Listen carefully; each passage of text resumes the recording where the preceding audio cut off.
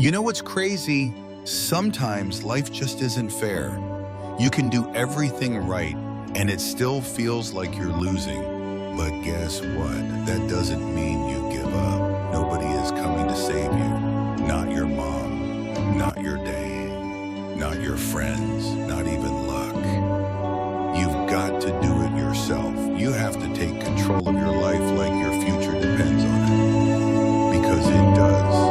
David Goggins didn't have anyone cheering him on. No one was waking him up early saying, "Hey, you got this. You can do it." He had to build belief when he had nothing. He had to take full responsibility for everything. That's what real strength looks like. Imagine waking up looking in the mirror and not liking what you see. Not just your body, but your life, your choices, your mindset. And then saying to yourself, "This is on me. It's all on me." No blaming, no waiting, just action. That's what he did. He didn't have a team, no coach, no plan, no one handing him a secret trick to change his life. So he made his own way. He said, "If I want to be somebody, I can't wait for help. I've got to start right here, right now." That's the moment he started building what he calls an indestructible mental toolbox. Tools he made in pain.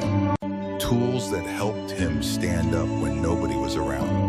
And it wasn't easy. He sat on the couch one day and told himself, "I'm a mess." And yeah, he had every reason to feel down. But instead of staying there, he used that pain as fire. He said to himself, "There's no one else around, so I better figure out who I am, because I'm all I've got." That kind of honesty, that's how champions are made. Not from comfort, but from the truth. Even when it hurts. He hit rock bottom. But rock bottom wasn't the end, it was the beginning. Because when you've got nothing and you still decide to believe in yourself, that's real power. Goggins built belief out of the darkest days of his life. No support, no motivation, just grit. And that fire in his chest that whispered, "You're not done yet." He didn't get a trophy. There wasn't applause. But in his mind, in his heart, he knew he was becoming unstoppable. And it all started with him saying, "I'm not waiting anymore. It's all on me." So if you're sitting there thinking, "I've got nobody," remember this, that might just be the best thing that ever happened to you. Because now it's your time to build, your time to rise, your time to get to work. Now here's the truth most people won't tell you. Some days you won't feel motivated. Some mornings you won't even want to get out of bed. You'll feel tired, sore, maybe even hopeless. But that's when the real ones show up. That's when you have to become your own coach. You don't wait for someone to push you. You push yourself. Goggins didn't have anyone whispering words of encouragement in his ear. He became his own trainer, his own motivation, his own drive. He says, "There was no trophy on the wall. The trophy was in my brain." You won't always get a prize. You won't always get a reward. But the work you do for yourself, that builds your identity. And once you see yourself as someone who never gives up, that becomes who you are. Goggins never chased happiness. He wasn't looking for a feel-good moment. He looked in the mirror and didn't like what he saw. Not because of how he looked, but because of what he wasn't doing. He wasn't living to his full potential. So instead of trying to feel better, he started doing better.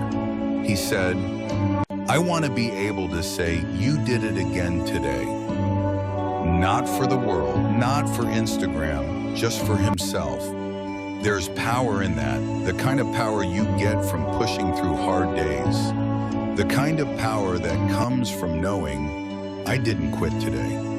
And here's what most people forget. Your mind can either work for you or against you.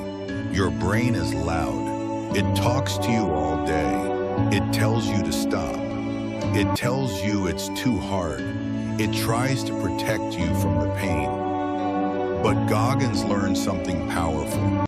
If you don't take control of your mind will control you. He said, tell your brain where you want to go. Because if you let it, your brain will pull you into excuses, into fear, into laziness.